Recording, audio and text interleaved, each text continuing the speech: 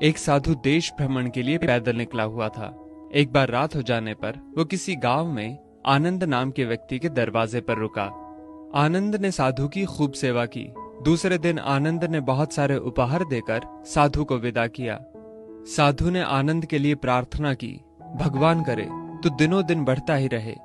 साधु की बात सुनकर आनंद हंस पड़ा और बोला, अरे महात्मा जी, जो है ये भी नहीं रहने वाला। साधु आनंद की ओर देखता रह गया और वहां से चला गया। 2 वर्ष बाद साधु फिर आनंद के घर आया और देखा कि सारा वैभव समाप्त हो गया है। पता चला कि आनंद अब बगल के गांव में एक जमींदार के यहाँ नौकरी करता है।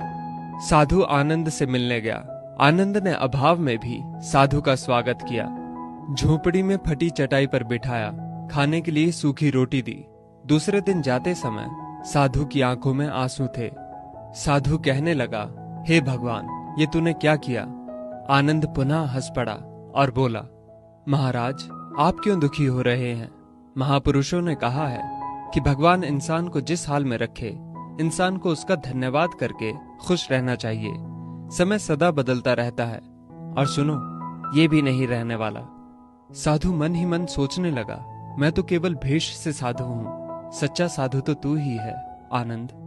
कुछ वर्ष बाद साधु फिर यात्रा पर निकला और आनंद से मिला तो देखकर हैरान रह गया कि आनंद अब तो जमींदारों का जमींदार बन गया है। मालूम हुआ कि जिस जमींदार के यहाँ आनंद नौकरी करता था वो संतान विहीन था। मरते समय वो अपनी सारी जायदाद आनंद को दे गया। साधु ने आनंद से कहा, अच्छा हुआ वो जमाना गुजर गया, भगवान करे अब तू ऐसा ही बना रहे। ये सुनकर आनंद फिर हंस पड़ा और कहने लगा, महाराज, अभी भी आपकी नादानी बनी हुई है। साधु ने पूछा, क्या ये भी नहीं रहने वाला? आनंद ने उत्तर दिया, हाँ, या तो ये चला जाएगा या फिर इसको अपना मानने वाला ही चला जाएगा। कुछ भी रहने वाला नहीं है, और अगर शाश्वत कुछ है तो वो है परमात्मा, और उस परमात्मा की अंश आत्मा। आनंद की बात को साधु ने गौर से सुना और चला गया। साधु कई साल बाद फिर लौटता है तो देखता है कि आनंद का महल तो है, किंतु कबूतर उसमें गुटरगू कर रहे हैं और आनंद का देहांत हो गया है। बेटियां अपने अपने घर चली गईं, बूढ़ी पत्नी कोने में पड़ी है। साधु कहता है, अरे इंसान, तू किस बात का अभिमान करता है? क्यों इतराता है? यहाँ कुछ भी टिकने वाला नहीं है। दुख या सुख कुछ भी सदा नहीं रहता।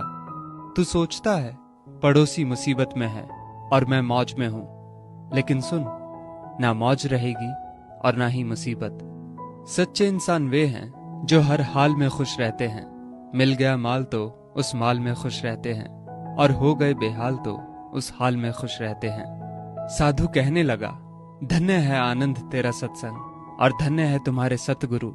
मैं तो झूठा साधु हूं, असली फकीरी तो तेरी जिंदगी है। अब मैं तेरी तस्वीर देखना चाहता हूं, कुछ फूल चढ़ाकर दुआ तो मांग लूं। साधु दूसरे कमरे में जाता है तो देखता है कि आनंद ने अपनी तस्वीर पर लिखवा रखा है, आखिर में ये भी नहीं रहेगा।